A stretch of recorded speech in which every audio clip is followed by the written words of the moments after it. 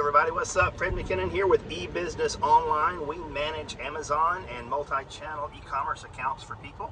I'll tell you all about how to sell online. When I decided to make this channel, I knew content was important, and I struggled about, not having time to do content. So welcome to my office today. I'm in my truck here on St. Simon's Island, and I'm headed into the office, but the whole day, pretty much, at least until like 2 o'clock, 3 o'clock today, is calls with clients or prospective clients. It's just one of those days where it's back to back to back meeting with existing clients that we manage. But I really wanted to get some content and a video out. There's a question that I was asked the other day, and I wanted to make a video about it because I get asked this question a lot about e-commerce. And this specifically relates to how I decide, or how one would decide, what path to take in an agency model where they're helping other people sell their products online.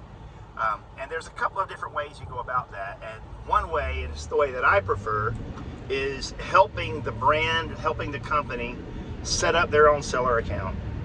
So they actually own the seller account. It's their account, and they list their products there. When they sell the products, the revenue, the money comes to them into their bank account. It's theirs. It's their asset. They may not know how to do that at all, and that's where we come in and help manage that for someone. But that's kind of my preferred choice. The other way around it is sometimes, instead of doing it like that, you partner up with another brand, you partner up with a manufacturer, you partner up with someone, and you just buy their products wholesale and resell them on Amazon. So in that case, I would be the seller. And I actually do that with some brands where they don't want to fool with setting up their own Amazon account. They don't want to fool with having to deal with that. But they're interested in having their products sold on Amazon, and they're interested in having someone they trust to do that. So that is a wholesale agreement. The thing about wholesale agreements is there's a lot of work that goes into building a listing for a product, optimizing the listing, running ads and marketing for that. And once you do that, there's really nothing to stop some other seller from coming to that page and also adding their offer to it, getting that same inventory and selling it. And so what happens when you have multiple sellers on the same page, and you see that on Amazon on just about every product, it'll say this widget is available from 4 other sellers, and you can click on more buying choices, and you can see your competition basically. It's all trying to sell the same thing. And a lot of times what happens is the only way to be the guy who's selling that is to lower your price, because you want to have the best price. And so it kind of creates this price war where things go down. So that's never good.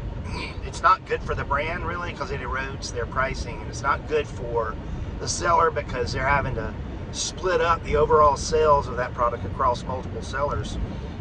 So the only time when that really works out is when, as a seller, you go to a brand and you get what's called an exclusive agreement. An exclusive. Basically, that's a way of making an arrangement with the brand that says, I am the only seller that you authorize to sell your product on Amazon. I'm the only one. You get a commitment and a promise from them that they're not going to resell their product to any other people that are going to sell on Amazon. And that sounds great, right? But it's very hard to enforce. Number one, it's very hard to enforce because Amazon's an open marketplace. What that means is anybody who has a seller account can go to a product and click the little, there's a link that says like have one, sell it, something like that. There's nothing to stop somebody who has an authentic product and listing it. So you have people out there all the time that are, they're called arbitrage, and they go and they find the product on sale at a Costco or Sam's Club or Walmart or Walgreens. Insert your retail store here. They go and find it, and they happen to catch it at a price where there's margin between the price that they buy it on sale and the price they can sell it for on Amazon after fees and shipping and still make a profit. That's called arbitrage. And there's nothing to stop someone from doing that. So let's say I have a widget and I have an exclusive agreement with the manufacturer. I'm the only one that they're going to allow to sell it on Amazon. But somebody finds that widget in a store somewhere, or maybe they have a store themselves.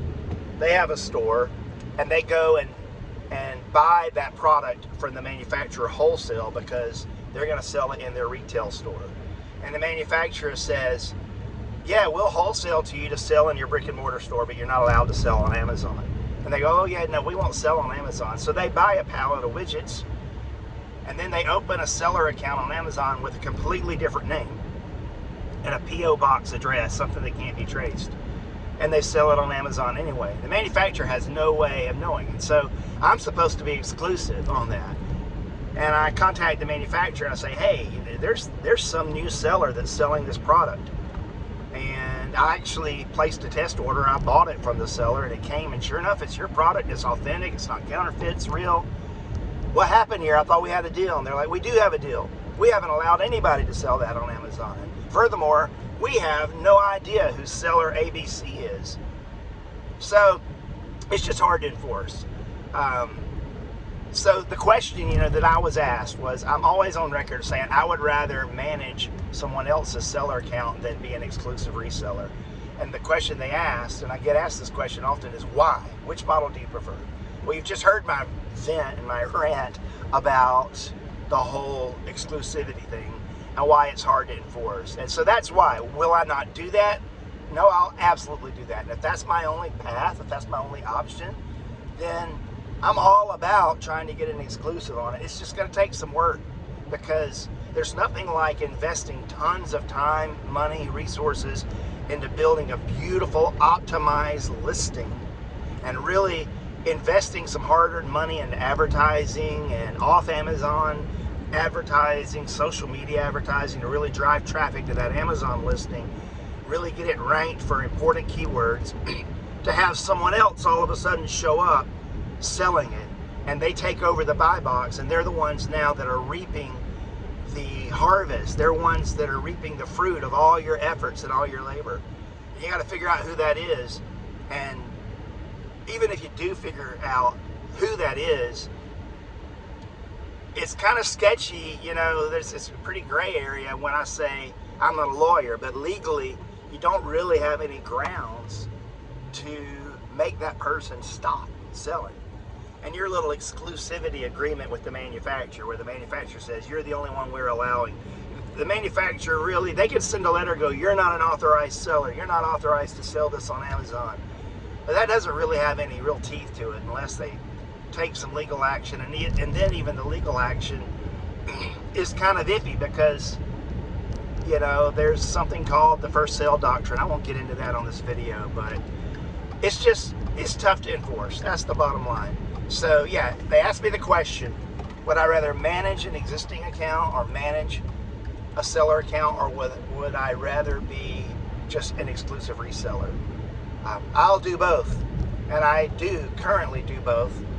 But if I had my choice, instead of having an exclusive to resell that brand's products on Amazon, I would rather tell the brand, let's set you up as a seller, direct to consumer, and you don't have to worry about managing the account. We'll take care of it for you, because that's what we do at eBusiness Online. So I hope this helps you. Hope it answers that question. And if we can ever help you with any of your e-commerce needs, leave a comment. Reach out to us. Let's hook up. See ya.